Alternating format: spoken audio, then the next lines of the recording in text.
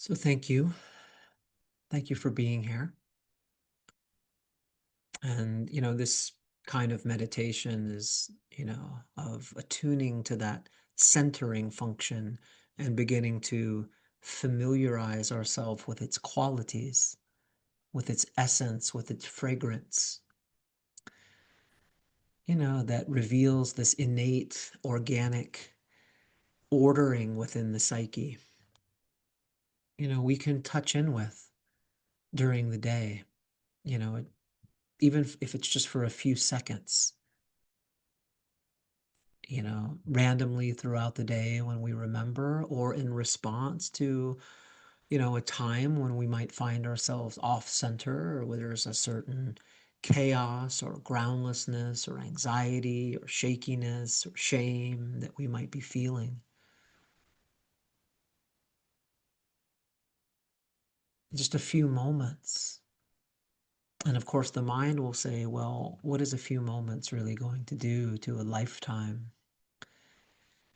But what we've learned, both from the contemplative side as well as the neuroscience side, is that encoding of new circuitry, that miracle of what we call neuroplasticity, that innate capacity of the brain, the nervous system to rewire, happens one microsecond, one micro moment at a time, and will begin to expand and multiply. But just that few moments where we might interrupt the momentum of that trance state. It's like a trance, it's like a spell or a dream that we all fall into, as open, sensitive human beings in this world, where we go a bit unconscious, right? We go on to autopilot, and experience, which is in many ways quite supported by the state of our world, just to go a bit unconscious for whatever reason. Usually because it's just so painful at times to be conscious. This collective sort of disembodiment in trance where we lose contact just so easily, right? With that immediacy of that right brain flow of body, image, feeling, senses, breath.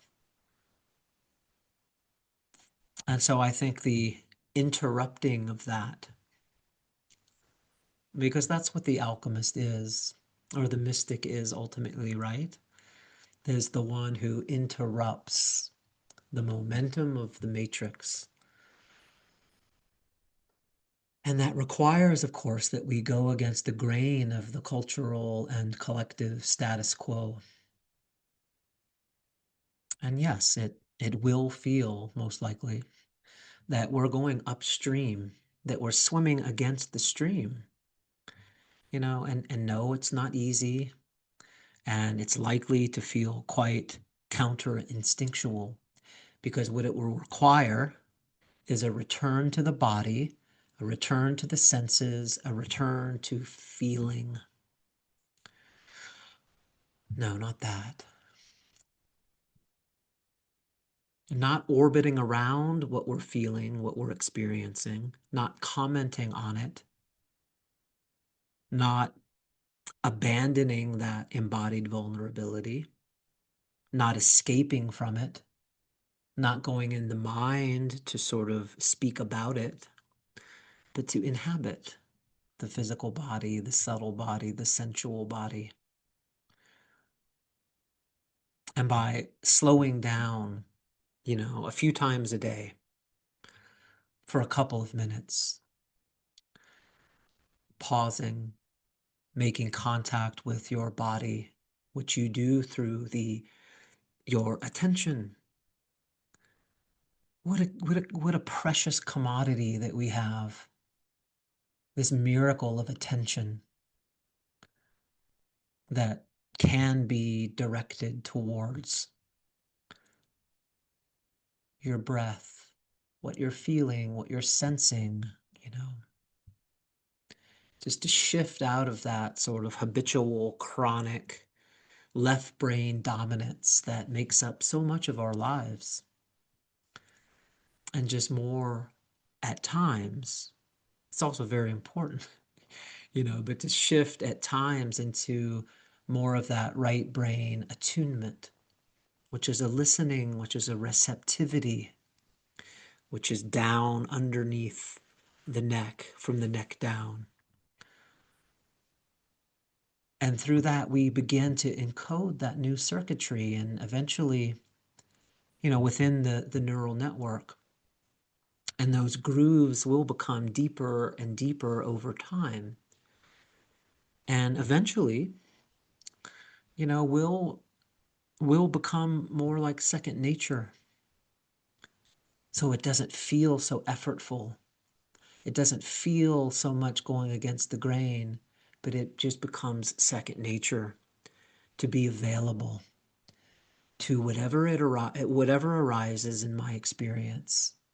Whatever thought arises, whatever feeling, whatever sensation, for that to arrive within a field of open kindness, receptivity. Doesn't mean we like it.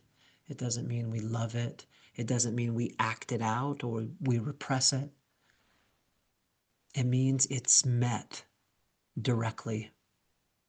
And in that, it's able to reveal its essential nature.